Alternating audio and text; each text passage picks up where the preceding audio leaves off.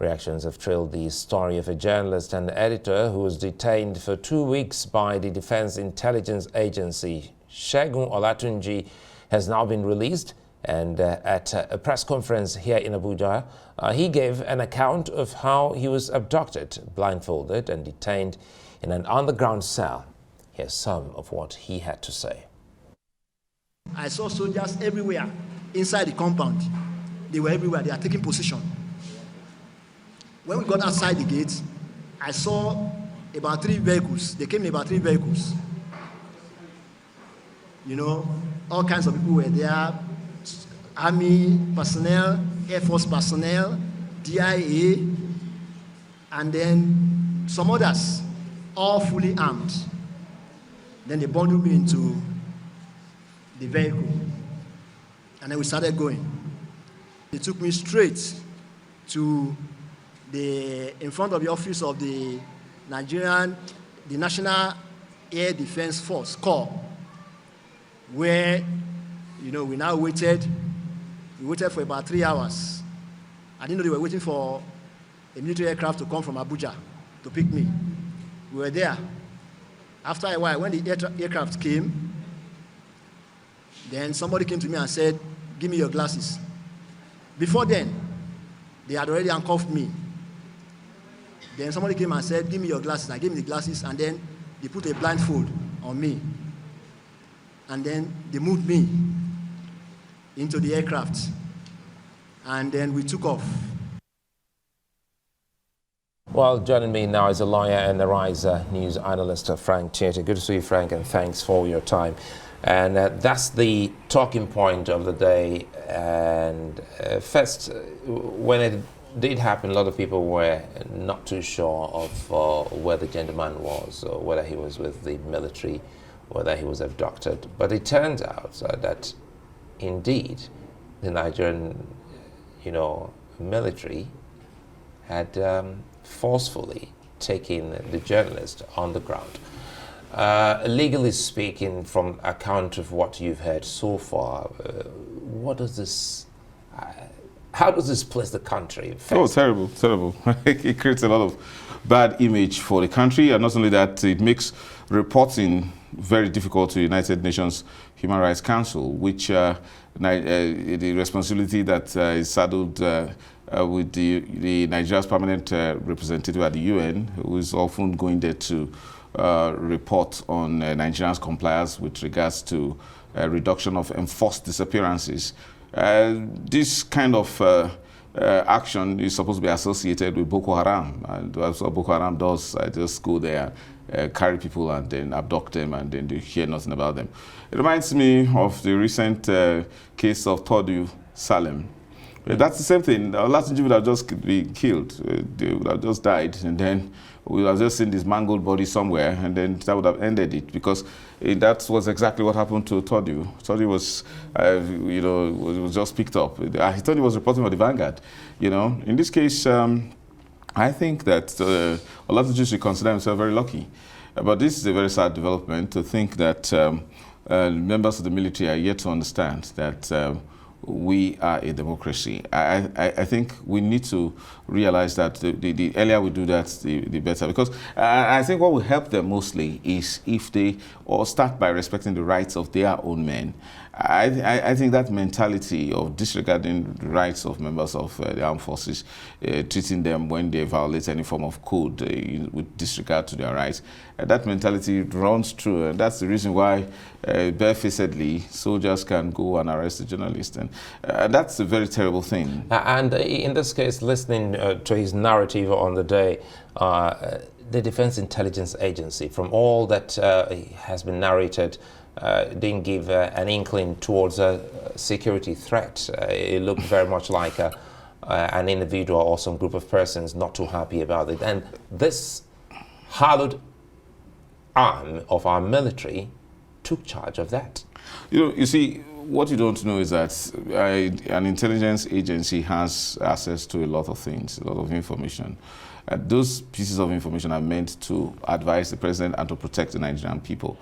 not to harass, not to threaten, not to dehumanize the Nigerian people, and not to consider the Nigerian citizen as an enemy, the way they treat it. You can't even treat an enemy like that in such kind of, Gestapo invasion of an ordinary journalist.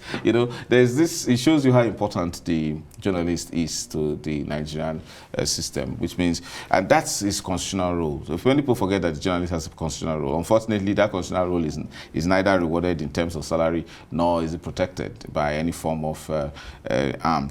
And again, we must realize, sadly, that our democratic journey has not yet matured to a point where members of the military realize that might is not right, and that the person who controls force is not always right. It's not right. So in this case, this is an abuse of of military powers.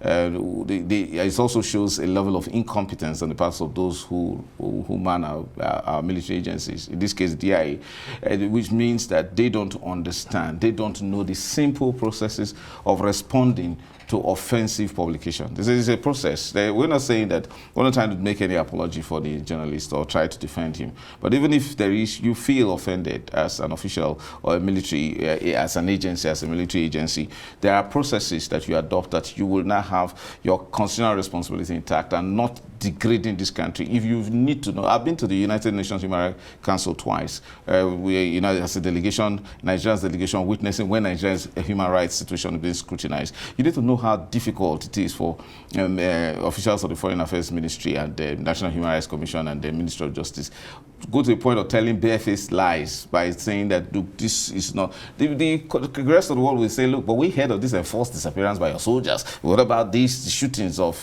Shiite worshippers and all? But they say, no, they struggle so hard to explain it all away.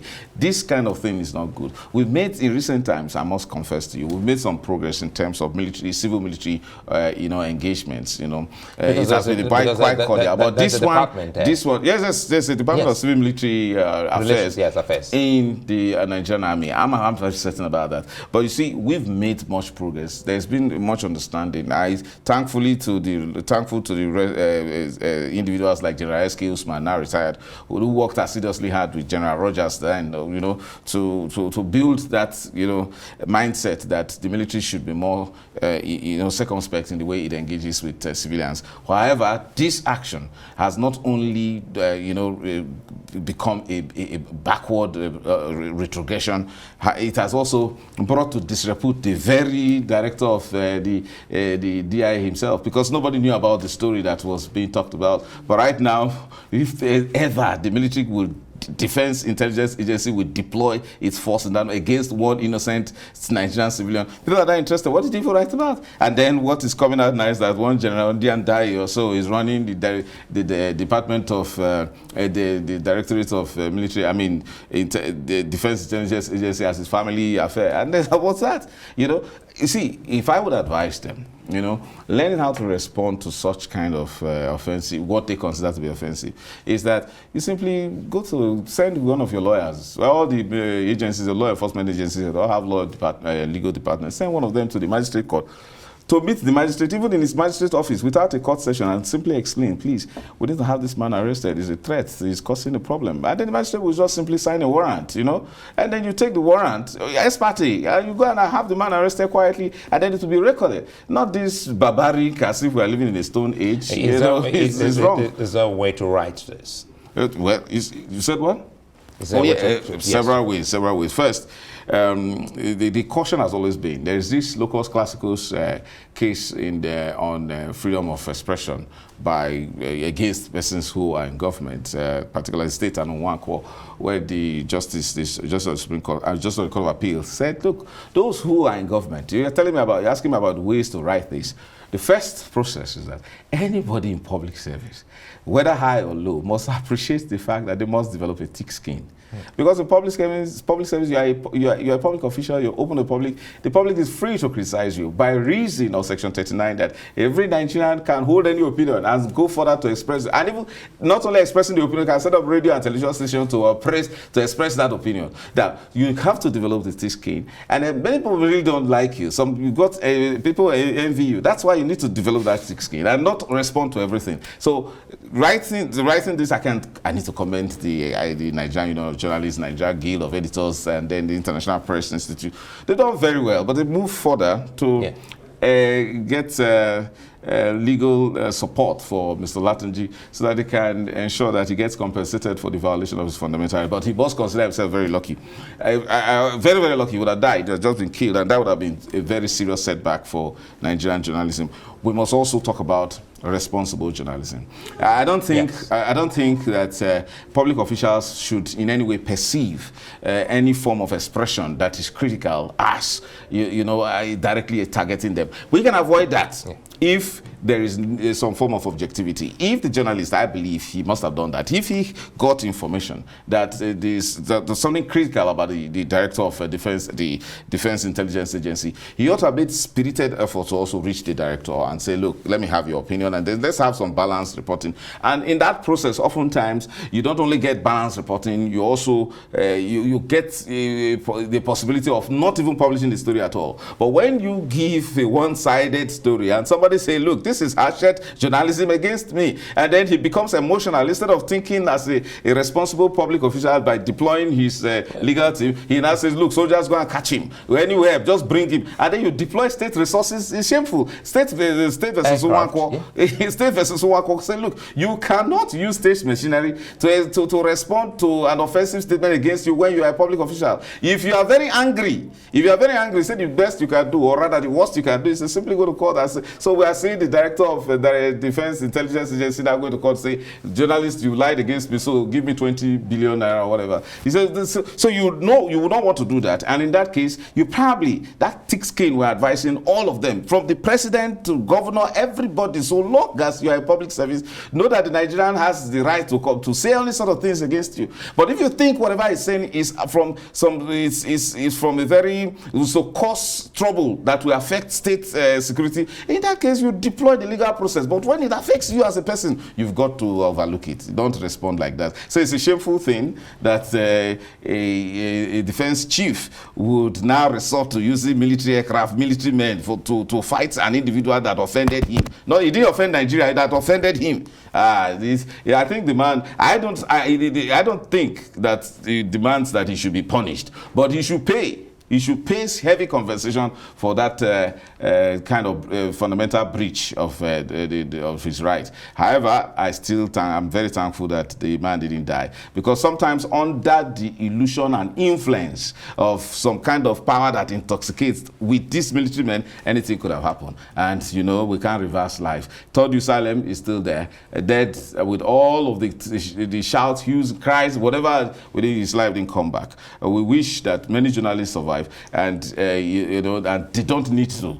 Military, especially at those who run the state, shouldn't abuse the power of the state to go after persons who criticize them. In fact, the job of a journalist constitutionally is to hold government to account, is to tell those who are in government that, look, you're not doing well, and to expose corruption and to expose abuse of power. And then you now punish that man like that, send him to a dungeon in chains, as if he's a criminal. Do you do such kind of things to Boko Haram suspects, and then you do that to a journalist? Now you are forgetting that the journalist was simply reporting someone else. Why didn't you go after the person that he was reporting? So the real problem is when you are targeting the medium. So journalism becomes a threat. I mean, for you to be a journalist in this country, you are now an endangered species. So don't just do your job. Because the Latunji didn't generate any statement. He simply reported what some set of lawyers said. We actually watched that very heartbreaking press conference where he said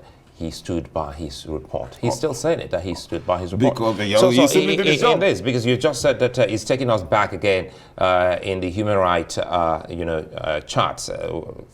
once that publication comes out, Nigeria will definitely not look. No, we are ranking low right now. What has happened? Let me tell you. My question here, yes. please don't keep that in mind. Put this. My question here is that what can the commander-in-chief do in this case? It's difficult for him. In a country that is bedeviled with high level of insecurity, you don't try to punish. You try to be politically correct in these things. And, so as an analyst, I can just predict to you that the commander-in-chief will probably do nothing. Because going through these difficult times in terms of national security, you don't punish your defense intelligence chief for something that he is vicariously liable for.